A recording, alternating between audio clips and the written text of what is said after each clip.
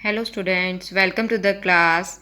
आज हम पढ़ने वाले हैं bilinear and quadratic form. Bilinear और क्वाड्रेटिक फॉर्म के सबसे पहला हमारा जो आज का टॉपिक है that is diagonalization of quadratic form, कि किसी भी हम क्वाड्रेटिक फॉर्म को डायगोनलाइज कैसे करते हैं।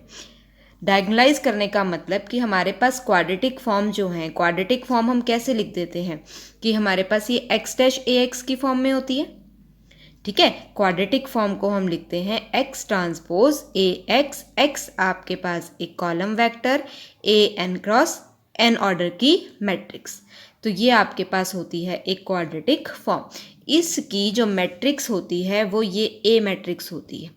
डायगोनल जो आपके पास क्वाड्रेटिक फॉर्म है उसकी जो मैट्रिक्स है this is the A matrix. अब इस ए मैट्रिक्स को हमने डायगोनल फॉर्म में कन्वर्ट करना है। अब हमें एक चीज़ और पता है कि इस क्वाड्रेटिक फॉर्म का rank of x dash A x, quadratic form का रैंक इस मैट्रिक्स के रैंक के इक्वल होता है। अब अगर मैट्रिक्स का रैंक आर है, अब आर हमें नहीं पता कितना है, वो आपके पास पूरी के पूरी मैट्रिक्स का ऑर्डर भी हो सकता है, उससे लेस भी हो सकता है। जितना भी आपके पास मैट्रिक्स का रैंक है तो हम सिमेट्रिक मैट्रिक्स के कॉरस्पॉन्डिंग एक नॉन सिंगुलर मैट्रिक्स P निकाल सकते हैं of the type n cross n such that P dash A P is the diagonal form.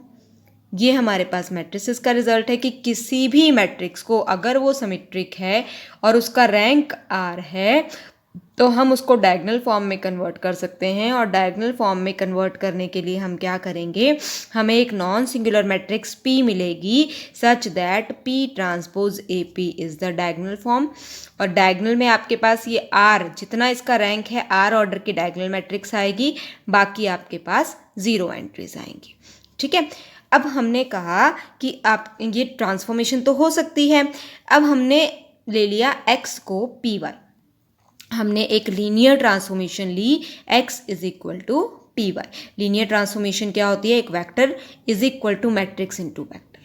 तो अगर हम किसी भी वेक्टर को मैट्रिक्स से मल्टीप्लाई करके दूसरा वेक्टर निकाल सकते हैं that is called a linear transformation.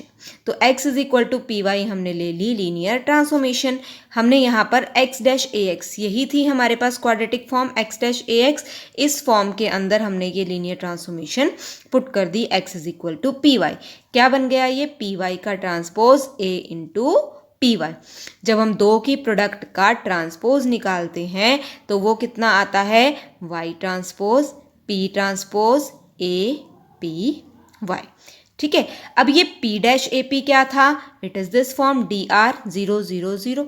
ये dr 0 0 0 ये आ गया p डैश ए पी, इधर आ गया y का ट्रांसपोज, इधर आ गया y। अब आपके पास ये y तो था वो n ऑर्डर का एक वेक्टर था, ट्रांसपोज लेंगे हम रो मैट्रिक्स लिख सकते हैं y1 y2 yn। ये क्या था dr में डायगोनल मैट्रिक्स थी जिसकी डायगोनल एंट्रीज थी k1 k2 kr, तो ये हो गई इसकी डायगोनल एंट्रीज, बाकी सब 0। ये हो गया y1 y2 yn। जब हम इधर से मल्टीप्लाई करेंगे फर्स्ट रो फर्स्ट कॉलम क्या आएगा, y1 k1, first row second column is y1 k2 and so on. ये कहाँ तक आएगा, r तक, yr kr, बाकी सब एंट्रीज 0। जब हम इसको वापस इस कॉलम मैट्रिक्स से मल्टीप्लाई करेंगे तो ये क्या बन जाएगा, y1 का square into k1, k1 y1 square, k2 y2 square up to kr yr square, बाकी सब एंट्रीज 0 हो जाएंगी। तो इस फॉर्म को हम क्या लिख सकते हैं, summation i is equal to 1 to r k i y i square. तो डायगोनल फॉर्म में जो फॉर्म आती है दैट इज के आई वाई आई स्क्वायर, मतलब जितने भी आपके पास वेरिएबल्स आते हैं वो स्क्वायर्स की फॉर्म में आते हैं। अदरवाइज जो हम क्वाड्रेटिक फॉर्म में वेरिएबल्स लिखते हैं वो X I X J type के होते हैं, like x into Y, Y into Z, X into Z type के। अब सारे के सारे स्क्वायर वाले टर्म आएंगे, तो इसको हम कहते हैं डायगोनल फॉर्म।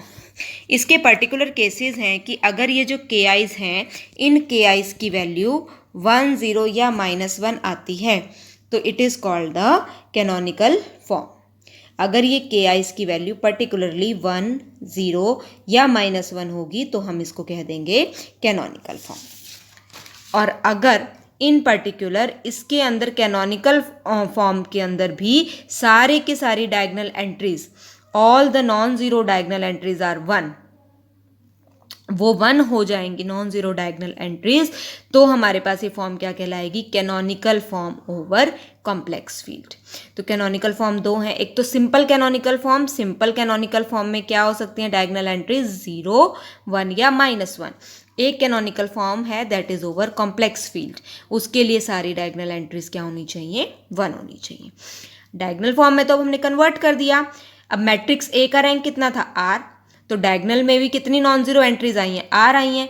हमने क्या लिया है, मैट्रिक्स ए का रैंक हमने लिया था आर, तो डी आर में भी तो आर ही नॉन जीरो एंट्रीज आई हैं, तो आपके पास इसका रैंक क्या कहलाएगा, non zero terms in the diagonal form. Index क्या होगा, number of positive terms in the diagonal form. और signature is 2p minus R. p क्या है, p is the index, r is the rank. जो हमने rank और index निकाला था वहां से हम एक सिग्नेचर निकाल सकते हैं किसी भी क्वाड्रेटिक फॉर्म का, वो क्या होगा, 2p माइनस आर। अब हमें एक क्वाड्रेटिक फॉर्म दी हुई है जिसको हमने कैनोनिकल फॉर्म में कन्वर्ट करना है। तो हम कैसे कन्वर्ट करते हैं, सबसे पहले हम इसकी मैट्रिक्स निकालते हैं, x1 square minus 2x2 square plus 3x3 cube minus 4x2 x3 plus 3x3 x1। इसमें हम क्या करते हैं, x1 स्क्वायर वाली टर्म x1 वाली फर्स्ट में, x1 वाली एक ये टर्म है और एक ये टर्म है। इस टर्म का कोफिशिएंट है 6, तो 6 को हम हाफ हाफ दो बार कर देंगे, 3x1 into x3, 3x3 into x1, तो 3x1 के साथ आ जाएगा, 3x3 इंटू x1 आ जाएगा। फिर हम सेकेंड रो पे चलते हैं। सेकेंड रो में कौन कौन सी टर्म्स लिखेंगे, x2 वाली एक ये माइनस 2x2 स्क्वायर और x2 x3, इसके साथ क्या था, -4। इसमें x2 और x3 हैं तो -2x2 x3 आ जाएगा, -2x3 x2 आ जाएगा। फिर x3 स्क्वायर वाली टर्म 3x3 स्क्वायर। अब मैट्रिक्स लिख दो, x1 वाले x1 के साथ कितनी है, 1, हम ऐसे ही लिखते हैं ना, ये x1 के साथ वाली, ये x2 के सेकेंड रो वाली, ये थर्ड रो वाली। इसमें जो x1 के साथ हैं, जो x2 के साथ हैं और जो x3 के साथ कोफिशिएंट है, इसके साथ कितना है, 1, इसके साथ x2 के साथ 0, x3 के साथ 3, x2 का x1 के साथ 0, x2 -2, x2 x3 -2, x3 x1 3, x3 x2 -2, x3 का स्क्वायर 3। तो ये आपके पास इसकी मैट्रिक्स बन जाती है। अब हमने क्या करना है, इसको कैनोनिकल फॉर्म में रिड्यूस करना है। कैनोनिकल फॉर्म में रिड्यूस करने के लिए हम इस तरह से मैट्रिक्स लिखते हैं, स्टार्टिंग में आइडेंटिटी मैट्रिक्स और बाद में हम लगा देते हैं, स्टार्टिंग में ए मैट्रिक्स और बाद में हम लगाते हैं आइडेंटिटी मैट्रिक्स। उस पर हमने लगाने हैं रो एंड कॉलम ऑपरेशंस। कैसे लगाने हैं कि क्योंकि ये मैट्रिक्स सिमेट्रिक है, इसको डायगोनल में कन्वर्ट करना है, तो जो रो ऑपरेशन लगाएंगे सेम ही हम कॉलम ऑपरेशन लगाएंगे, ठीक है। तो पहले हमें इसका 3 टाइम्स रो इस रो में से सब्ट्रैक्ट करना है, R3 में से फर्स्ट रो का 3 टाइम्स सब्ट्रैक्ट करना है, ये 0 बनाने के लिए यही ऑपरेशन लगेगा। फिर क्या करना है, इसका 3 टाइम्स इस कॉलम में से सब्ट्रैक्ट करना है। जब आप रो ऑपरेशन लगाओगे तो ये इधर वाली टर्म्स पे भी लगेगा, जब आप कॉलम ऑपरेशन लगाओगे तो सिर्फ इसी कॉलम पे लगेगा, ठीक है। तो पहले हमने रो ऑपरेशन लगा के इस टर्म को 0 बनाया, फिर कॉलम ऑपरेशन लगा के C3 - 3C1 सेम ऑपरेशन है, उससे हमने ये 0 बना दिया। उसका इफेक्ट सिर्फ इधर होगा, इधर नहीं होगा, ठीक है। उसके बाद क्या करना है, उसके बाद हमने सेकंड उस पर चलना है, रो पे। ये हो गया -2। इसके बाद हमारे पास क्या आता है, ये 0 बनाना है, ये तो हमारे पास यहाँ पे आया था -2। ये 0 कैसे बनेगा, जब ऊपर वाला इसमें से सब्ट्रैक्ट हो जाए, रो 3 में से रो 2 सब्ट्रैक्ट हो जाए। तो हमने क्या किया, रो 3 में से रो 2 सब्ट्रैक्ट कर दिया। फिर हमें कॉलम में भी यही करना है कि थर्ड कॉलम में से हमें सेकेंड कॉलम सब्ट्रैक्ट करना है। ये भी 0 आ गई, ये भी 0 आ गई, जो इफेक्ट रो वाला आया वो इधर भी आ गया। अब ये हमारे पास बन गई डायगोनल फॉर्म, आ गई ना, ये सारी सिर्फ डायगोनल एंट्रीज हैं, नॉन डायगोनल्स आर 0। अब इस डायगोनल फॉर्म से हम रैंक निकाल सकते हैं, कितनी नॉन जीरो एंट्रीज हैं, 3। P क्या होता है, कितनी पॉजिटिव टर्म्स हैं, इंडेक्स। पॉजिटिव टर्म्स कितनी है, एक पॉजिटिव टर्म है, तो इंडेक्स हो गया 1। सिग्नेचर निकालते हैं, signature is 2p minus R, P की वैल्यू 1 है, R की वैल्यू 3 है, तो 2 × 1 -3, 2 - 3 इज 1, तो 2 - 3 इज -1, -1 हमारे पास हो गया सिग्नेचर। अब अगर कैनोनिकल फॉर्म में रिड्यूस करना है, कैनोनिकल के लिए हमने कंडीशन क्या लगाई थी कि ये जो आपके पास कॉलम में डायगोनल पे एंट्रीज हैं ये या तो 0 होंगी या 1 होंगी या -1 होंगी। अब ये वाली तो 1 है, लेकिन इनको तो 1 बनाना पड़ेगा। 1 बनाने के लिए हम क्या करेंगे, 1 या -1 बना सकते हो। -1 बनाने के लिए क्या करेंगे, इसको 2 से डिवाइड करना पड़ेगा। लेकिन एक बार रो ऑपरेशन लगाना है, एक बार कॉलम ऑपरेशन लगाना है, तो 1/2 दो बार तो लगा नहीं सकते। तो हम उसको कैसे करेंगे, हम रो को 1/√2 से डिवाइड कर देंगे, 1/√2 से मल्टीप्लाई कर देंगे और कॉलम को भी कर देंगे। जब दोनों को करेंगे तो दोनों को टोटल मल्टीप्लाई कितना हो गया आपके पास, 1/2 से मल्टीप्लाई हो गया। यही करना है ना, हमें 2 से डिवाइड करना है। 2 से डिवाइड करने के लिए 2 के हमने 2 पार्ट करने थे। क्या क्या कर दिए, एक बार √2, एक बार √2। एक बार √2 से रो डिवाइड करी तो ये आपके पास आ गई। √2 से जब कॉलम डिवाइड किया तो ये √2 से -1 बन गया। ऐसे ही ये -4 वाली एंट्री, जब हमने इसको 2 से डिवाइड किया तो आपके पास ये क्या बन गया, ये टर्म आ गई आपके पास -2। जब आपने इस कॉलम को डिवाइड किया ये एंट्री क्या आ गई, -1 एंट्री आ गई। ठीक है, अब ये आपके पास क्या बन गई, this is your canonical form.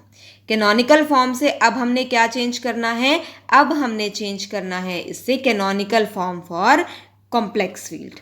अगर कैनोनिकल फॉर्म हमें कॉम्प्लेक्स फील्ड के लिए बनानी है तो हमें इन्हें +1 बनाना है। अब +1 कैसे बनाएंगे, +1 के लिए आपको पता है कि -1 is equal to iota square. Complex number पे जाना है ना, तो -1 को हम आयोटा स्क्वायर लिख सकते हैं।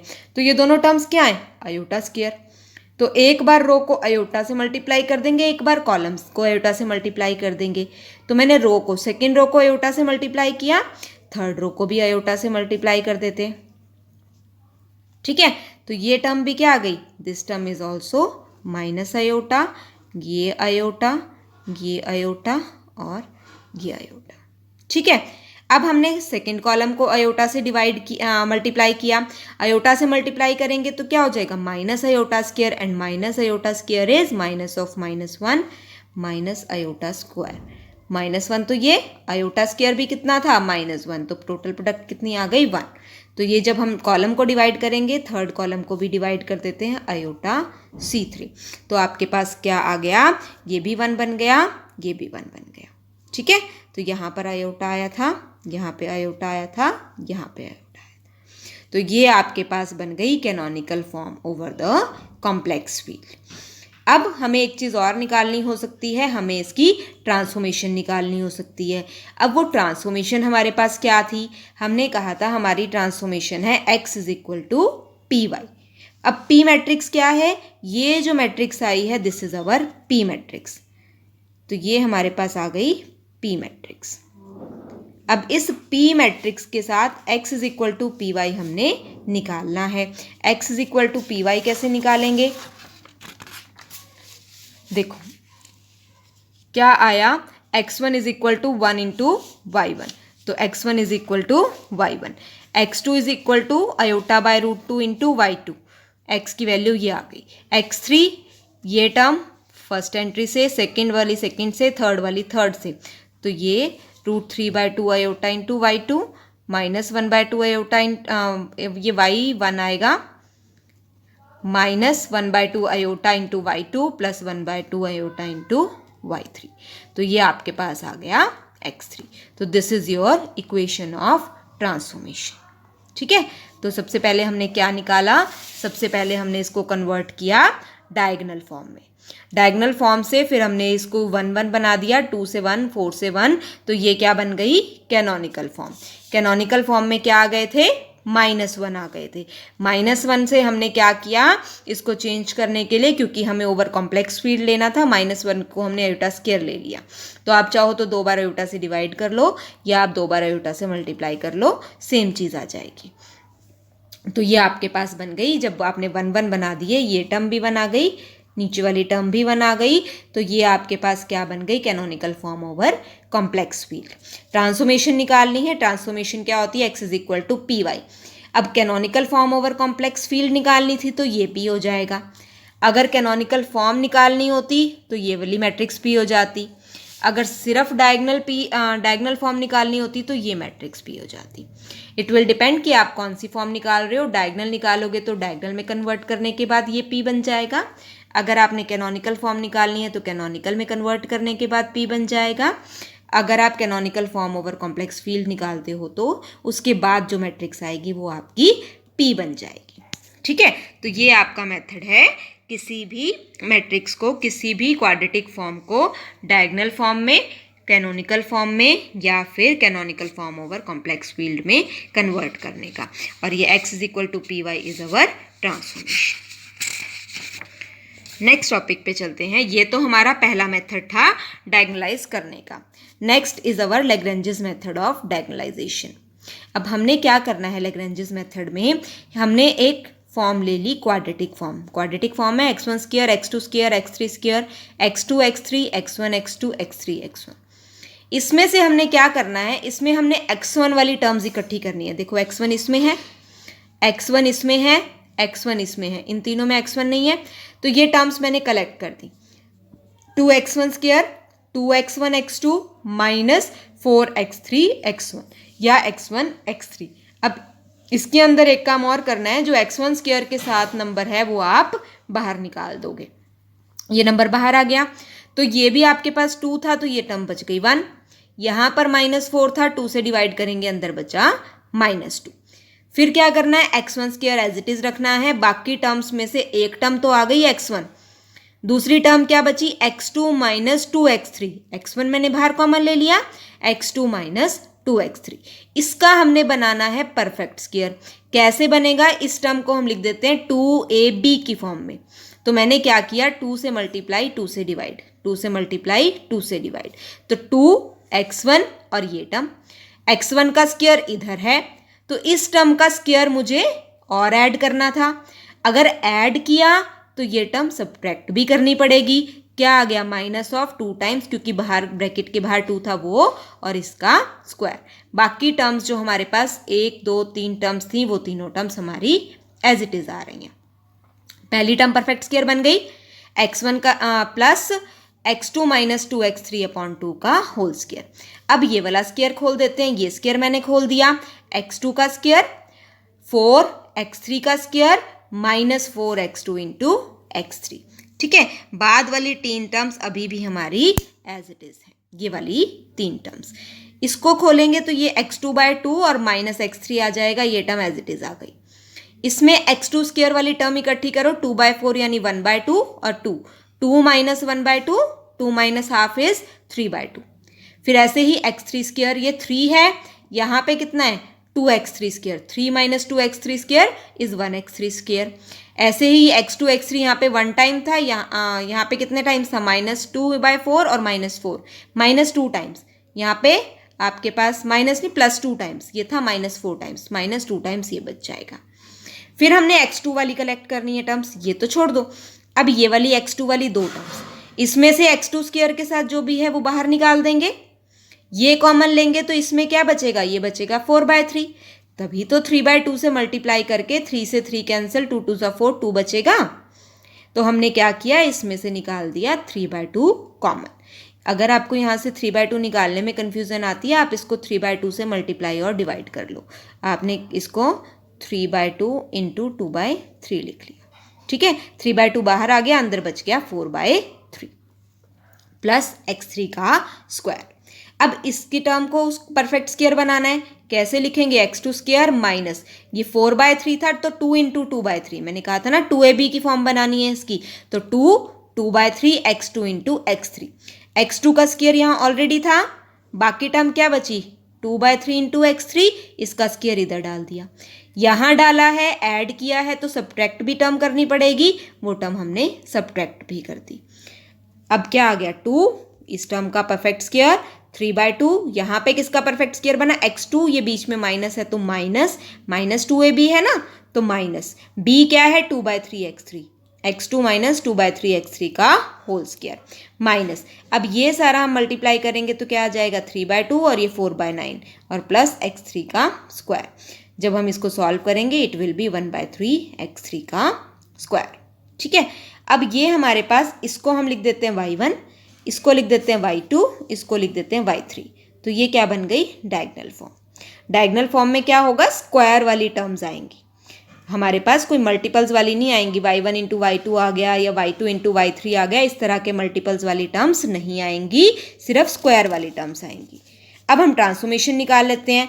y1 हमारे पास इसके इक्वल, y2 ये x2 minus 2x3, y3 is x3। तो ये हमारे पास आ गया y1, y2, y3।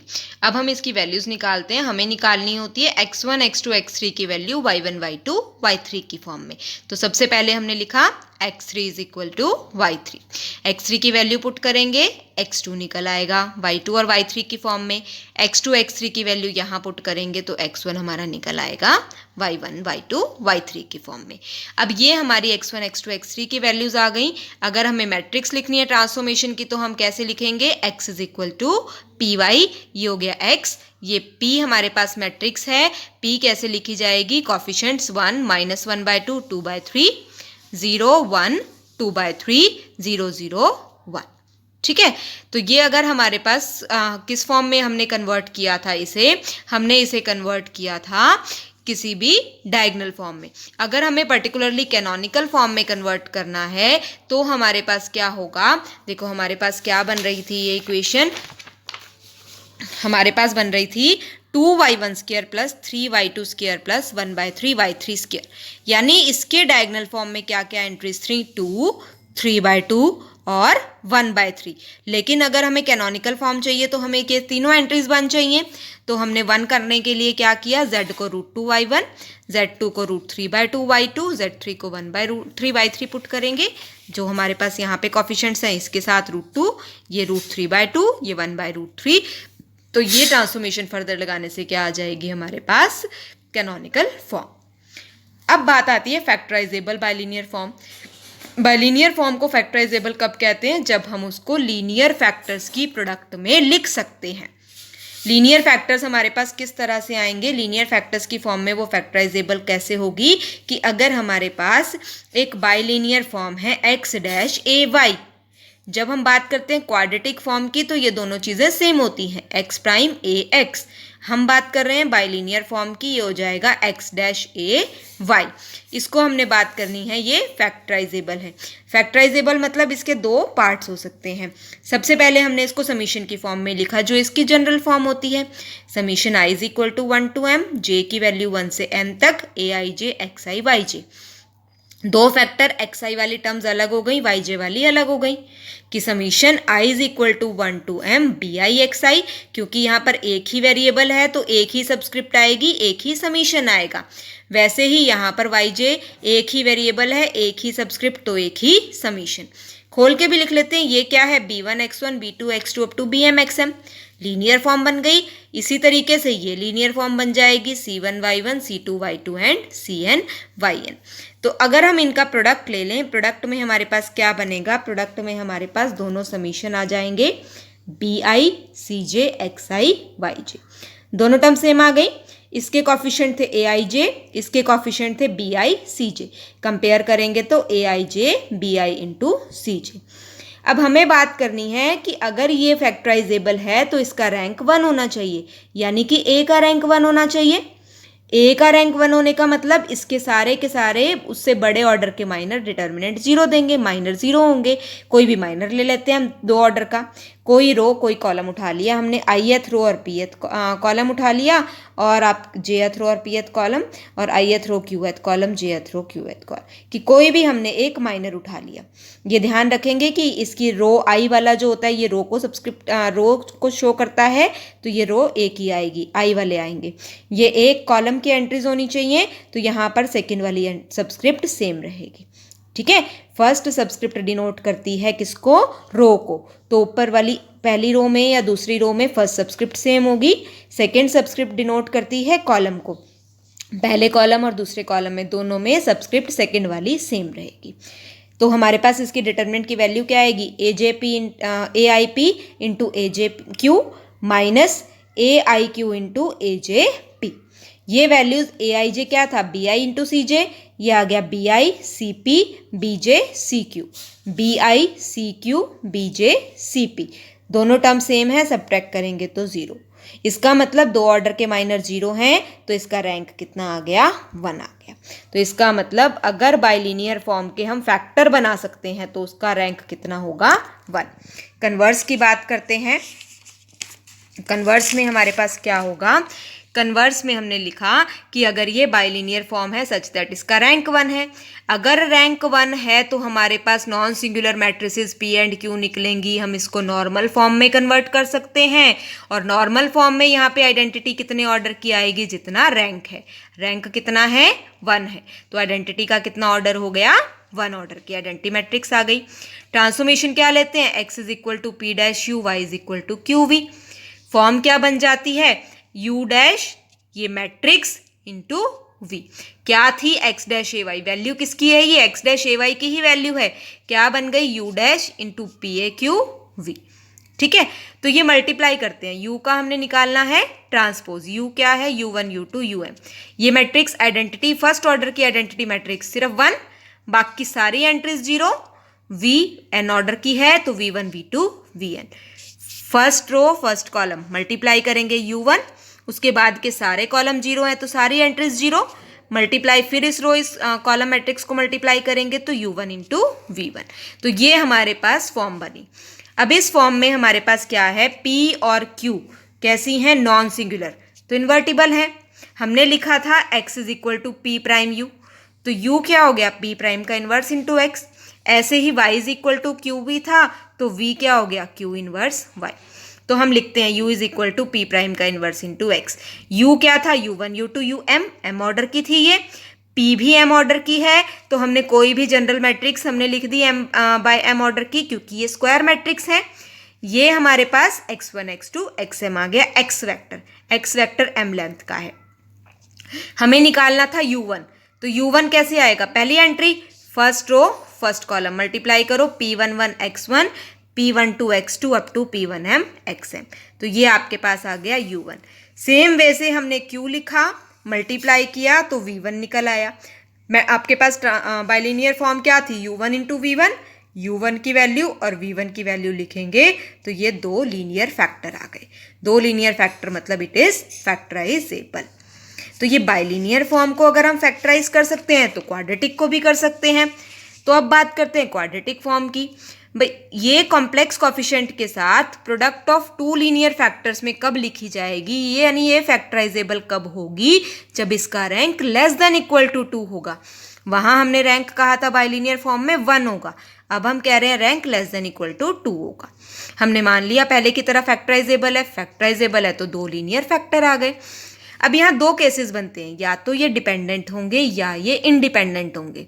डिपेंडेंट का मतलब होता है एक फैक्टर दूसरे का कोई स्केलर मल्टीपल आ जाए। मैंने मान लिया कि फर्स्ट वाला सेकंड वाले का kth मल्टीपल है।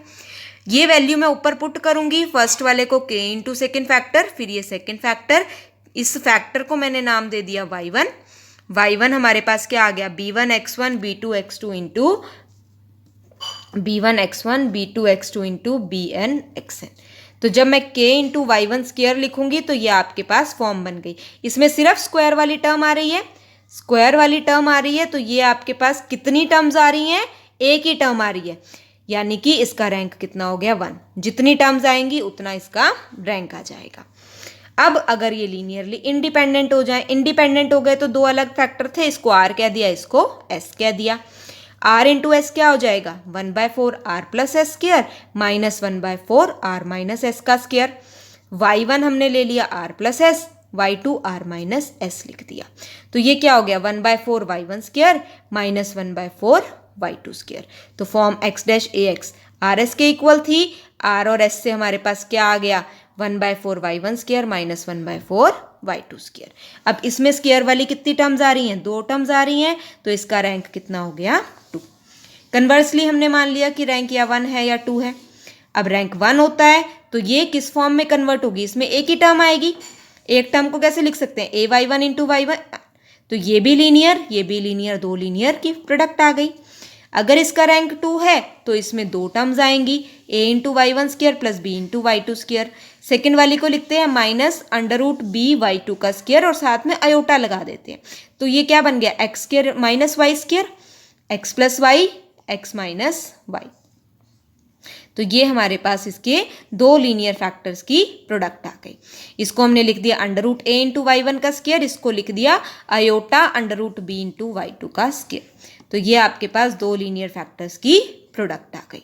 तो अब चाहे आपके पास रैंक 2 होगा तो भी प्रोडक्ट ऑफ लीनियर फैक्टर्स आ रहा है, रैंक 1 होगा तो भी प्रोडक्ट ऑफ लीनियर फैक्टर्स आ रहा है। तो इसका मतलब अगर रैंक 1 या 2 है तो ये कैसी है, factorizable. Our next topic is types of quadratic forms. तो हम 4 मेन टाइप्स पढ़ेंगे कि आपके पास कैनोनिकल फॉर्म यही होती है, कैनोनिकल फॉर्म जिसमें स्क्वायर वाली टर्म आ रही है और इसमें जो कॉफिशिएंट होते हैं या 0, 1 या -1 होते हैं। तो हम ओवर कॉम्प्लेक्स फील्ड लेते हैं, वो सारे 1 ही आ जाते हैं। हमने क्या किया, या तो सारे 1 होंगे या -1, ये पॉजिटिव भी हो सकती है नेगेटिव भी हो सकती है। जिसमें नेगेटिव वाली टर्म आ रही है तो वो नेगेटिव डेफिनेट या नेगेटिव सेमी डेफिनेट, और जिसमें पॉजिटिव वाली आ रही है वो पॉजिटिव डेफिनेट या पॉजिटिव सेमी डेफिनेट। हम इनके रैंक की बात करते हैं। अगर रैंक n है तो डेफिनेट हो जाएंगी, रैंक n और इंडेक्स n तो ये डेफिनेट हो जाएंगी। और आपके पास रैंक n इंडेक्स 0 हो गई तो नेगेटिव डेफिनेट, रैंक n और इंडेक्स n तो positive definite, rank n index 0 तो negative definite, rank less then n और जो इंडेक्स है वो r है तो पॉजिटिव सेमी डेफिनेट। r क्या है, ये सेम एज रैंक, कि इंडेक्स और रैंक सेम रहेंगे। लेकिन इंडेक्स 0 है और रैंक n से छोटा है, n इज द ऑर्डर, तो ये आपके पास नेगेटिव सेमी डेफिनेट। ठीक है, नेगेटिव के लिए हमने क्या करना है, इंडेक्स 0 लेना है। पॉजिटिव के लिए हमने क्या करना है, इंडेक्स या तो n ही होगा, ये सेम एज r होगा, यहाँ पे r भी तो n के इक्वल ही है, जो इंडेक्स है वो r के इक्वल रहेगा। ठीक है, अगर रैंक पूरा का पूरा n है तो डेफिनेट, लेस देन n है तो सेमी डेफिनेट। अब हम बात करते हैं कि आपके पास क्वाड्रेटिक फॉर्म पॉजिटिव डेफिनेट होगी तो डिटर्मिनेंट ग्रेटर देन 0 होगा। तो अगर ये पॉजिटिव डेफिनेट है तो रैंक कितना होता है, n होता है।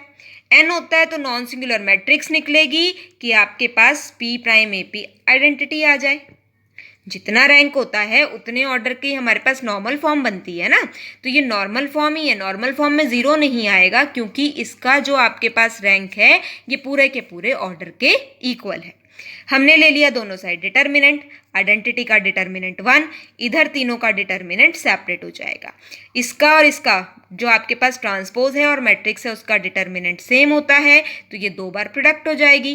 क्योंकि ये नॉन इक्वल टू 0 है, क्योंकि ये क्वाड्रेटिक फॉर्म कैसी थी, आपके पास पॉजिटिव डेफिनेट थी, तो आपके पास मैट्रिक्स जो आई थी वो नॉन सिंगुलर थी, नॉट सिंगुलर थी, तो ये डिटर्मिनेंट नॉन 0। तो ए आपके पास डिटर्मिनेंट कितना आ गया, 1 बाय डिटर्मिनेंट पी का स्क्वायर। क्योंकि ये आपके पास नॉन 0 है हम इससे डिवाइड कर सकते हैं। ये टर्म क्योंकि पॉजिटिव है तो ये स्क्वायर है ना, नेगेटिव नहीं हो सकती, तो ग्रेटर देन 0। ये प्रूफ करना था, determinant A is greater than 0। अब हम चेक करते हैं कि किसी भी फॉर्म का हमने क्या निकालना है, उसको चेक करना है पॉजिटिव डेफिनेट या negative definite using Sylvester criteria. Otherwise आप चेक कर सकते हो, सिल्वेस्टर क्राइटेरिया नहीं दिया तो हम क्या करेंगे, उसको इधर आइडेंटिटी मैट्रिक्स लगा के, जैसे हमने कैनोनिकल फॉर्म में या डायगोनल फॉर्म में कन्वर्ट किया था, हम सिंपली उसको कैनोनिकल फॉर्म में कन्वर्ट करेंगे। हम उसका r और उसका इंडेक्स निकाल लेंगे, कैनोनिकल फॉर्म में कन्वर्ट करके रैंक और इंडेक्स निकाल लेंगे, वहां से हम बता सकते हैं कि वो कौन सी फॉर्म है। अब बात करते हैं सिल्वेस्टर क्राइटेरिया की। सबसे पहले इसकी मैट्रिक्स निकालनी है।